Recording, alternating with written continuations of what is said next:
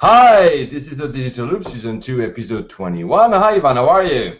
Hi, Paul. Doing great, doing fantastic, extremely happy. Because as you know, yesterday we won. We were awarded the Audience Choice Award in the contest to speak at the 6th Webit Global Congress in Istanbul in October. So before we start, I really want to take this opportunity to thank every single one of the people that voted, that supported, that helped, that spread the word. This is really cool. I really appreciate. Yes, thanks. I felt when you voted, and also when you spread the word around your friends. I promise I'm gonna do my best. I'm gonna kick some serious ass in Istanbul, and I just wanted to thank everybody for your support. Yeah, that's a great opportunity. I'm sure you'll have a great time. I mean, we'll talk about it again when it comes up. It's in October, next October, so we'll have again encouraging people to actually show up because it's one of the biggest conferences here in Europe. So moving on, because we don't want to do another 35 minutes episode this time. We're going to talk about automation. Automation means a lot of things, as usual, and I always say that when we start an episode. But we had an episode 2 episodes ago about the Internet of Things, where we touched about, how, remember, we had the example of somebody enters a place and the air conditioner just starts to function, and we of course talked about the cloud as well, and a lot of information is being moved up to the cloud, meaning all this, when you put all this together. Again, because we always do that, we have pieces of puzzle that we put together here with Ivan. When you think about that. You think about all this stuff coming together, you have then, drones and driverless cars and automation systems that come into place. And of course, suddenly you're like, oh, do we need humans to do that? So we're going to talk a little bit about that today. And let's start maybe with Ivan. Let's start with the automation in marketing. Do you have any point of view about that one? Yeah, I mean, this is something that is really powerful and that has made a huge change in the entire industry and in the way we work. The problem that I see very often is that many executives and organizations think that this is a silver bullet, that it's enough to get a really expensive email automation marketing system, and that this is going to solve the problems. But then you have this element that you get the scale and you can bombard people around, but the problem is that you are missing the opportunity to have a real meaningful connection. How many times you get an email with "Dear, to whom I concern, because I really like you, I want to offer you a new product," and you're like, the worst is the "dear" open brackets friend, because or name first, or insert here. Exactly. No, time and time again I get stuff like this, and I get it. But the problem is that this is laziness. And yes, automation and technology in general, it's a fantastic way to help us accomplish more and work better. But we really need to understand that this is a tool. This is not just the key to all our problems and the solution to everything that we need to accomplish. And I think that this is most important, that more important than the technology itself. That yes, automation is a really valuable way of doing things, but we still need to have a close human feeling to it. Otherwise, it's gonna feel, fake. Yeah, I agree. Actually, you just reminded me that I wrote a white paper about marketing automation like a few years ago, and I was actually having the same. I have to look it up somewhere. I had the same argument that at some point, again, technology should be something that helps you and not the main driver of any action that you do. Actually, in news, in the same type of vein, it's a different business. Obviously, we also touched upon it when we were talking about the New York Times report a few episodes ago about AP, so the press agency. They announced that they were going to use automation systems to actually write news. Which is pretty. When you think about it, it's pretty crazy. So in terms of sports, they've already, and not only them, but other press agencies and newspapers have been doing that, because when you have sports and you just want to display the results, you just grab the results of I don't know, La Liga, all the football games that were last night, and you just write a basic report. That's already automation, right? You don't have to sit down and write it yourself. So they're just making that a step further, and they want to actually produce news with an automation system. And the point is here again, it's first of all, let's be honest. We're talking about press releases. The press agencies are really they write really something that is a bit dry because then it's like given to a lot of newspapers that can reuse it.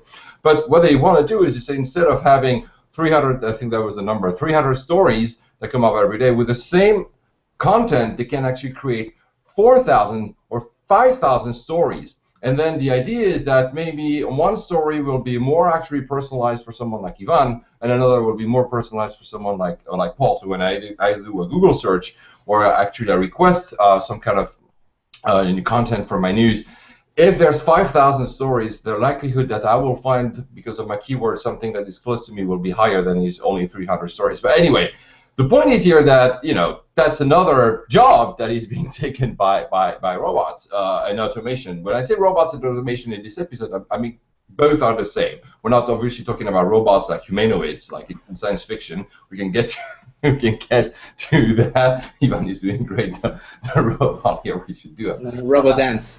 You should do that in Istanbul. Actually, a live robot on stage.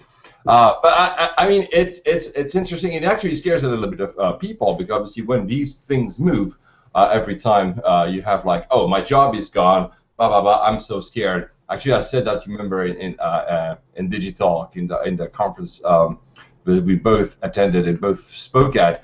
I said, because I wanted to scare people on purpose. I said, by like in 20 years, half of your jobs will be gone, which is probably true. But at the same time, where the logic fails is that you have to understand that jobs are not only disappearing but new jobs are created. So when Ivan has a marketing automation system, it allows him to do something else with the time that is being liberated because of that marketing automation system. I mean, we're having the same debate all over again. In the 60s, I'll stop my rant after that. In the 60s, when car makers introduced robots to actually, assemble cars, suddenly everybody was like, oh, it's gone. There will be no more jobs in the car industry because you have robots assembling cars. And then realized that actually there were new needs, other needs, that can be filled. I'm not saying that there's never any losers. Some people lose their jobs and cannot find a new one.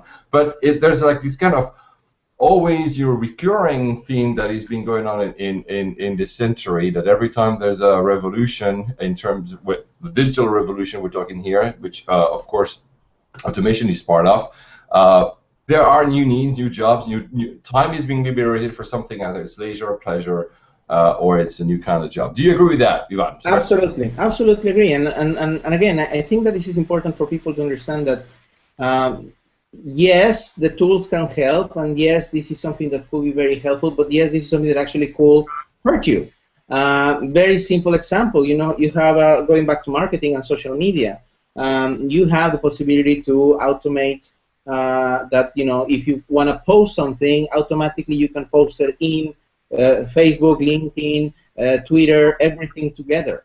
And as a result, I see time and time again people that are, just putting one thing, and this same thing, the same post goes all over the place, and they don't understand that there is different audiences, that there are the people different interests, and the people that are connected with me on Facebook, maybe they don't care about the article that I just share on Twitter, or maybe they don't care about the real business-oriented post that I put it on LinkedIn.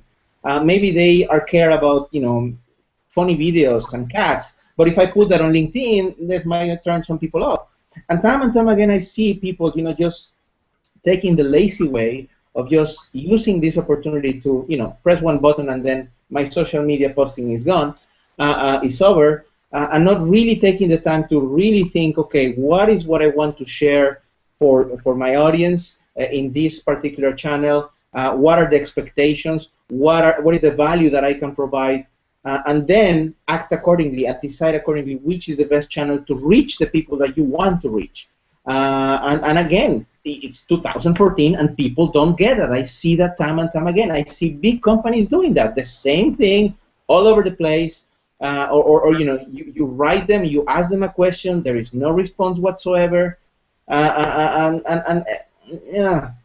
Actually, you're making a great point, because actually you exactly touched on what I want to say next, is that there's this human connection, and here you talk obviously about doing either promotion, marketing, or it's just engaging on social media, online, basically.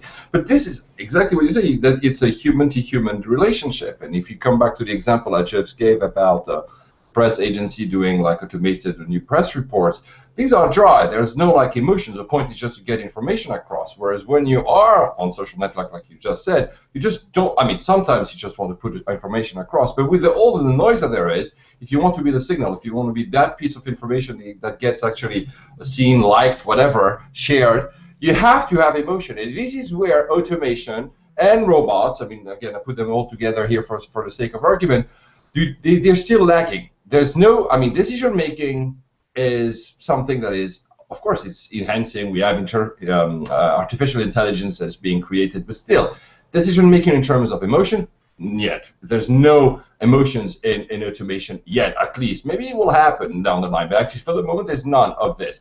And by the way, when I was talking earlier, just what I was mentioning that people are afraid that jobs are disappearing.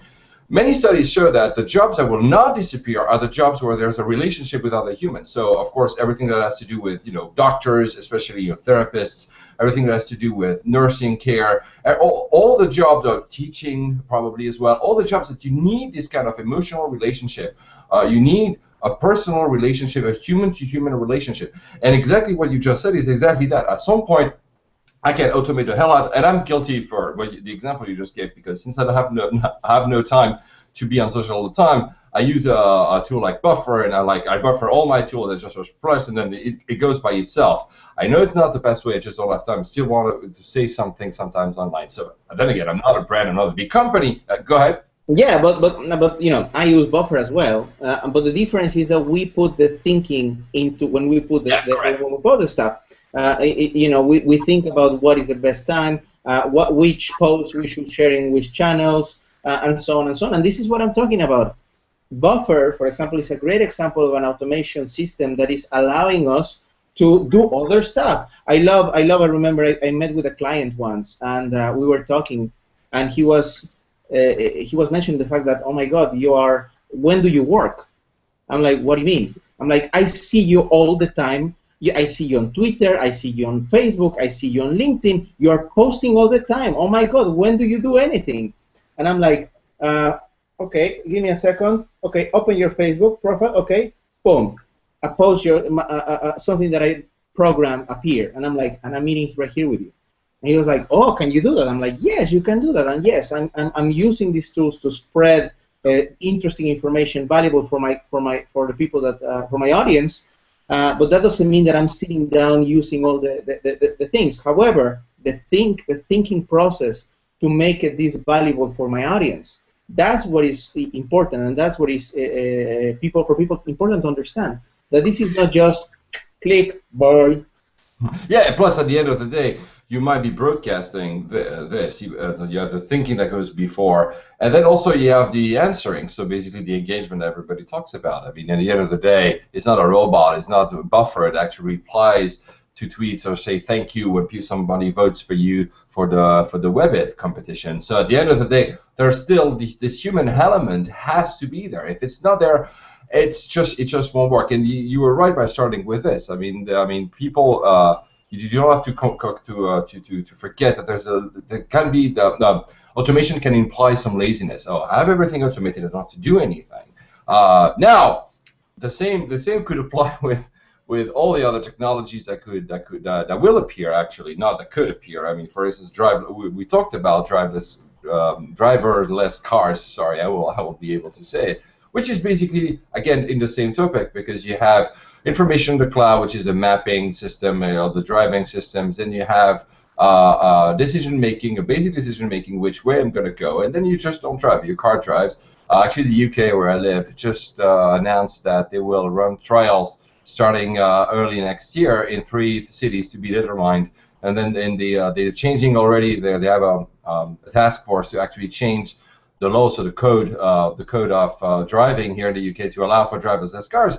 Same idea, it's an automation. So, and in that sense, is it laziness? I'm not sure. We can talk about it, but at the end of the day, this is something that is happening, and this is just something because technology has become cheap enough, and in the same idea, will that make us lazy because we don't drive? Maybe. Will that make people lose their jobs because you don't need a cab anymore? Maybe. Again, this is the same type of debate we've been having. But at the same time, while you're driving, actually you're not driving while you're in your car, we could do this show. We could do something else. So it liberates the time to do something else. We could do it actually. Maybe one day we'll be able to do a drive along. Two of us in a Google car, or not to mention the competition, one in a BMW or Mercedes. I don't know what was the other brand doing driverless cars, and we do their show. So same idea. Drones, same idea. It's always I don't know if I could keep ranting, but I guess you agree with me. Rant away, my friend. Rant away. Yes, I totally agree with you, and this is something that I see. I see we are going in that direction. And again, the advice that I can give to people is to be open to all these changes. To understand that these shifts are happening whether you like it or not. And the easiest thing to do is to complain and to bitch about it and say that this is, whatever, it doesn't work, or actually to adapt. And this is probably the key thing that we often talk about here in our conversations and in our presentations very often.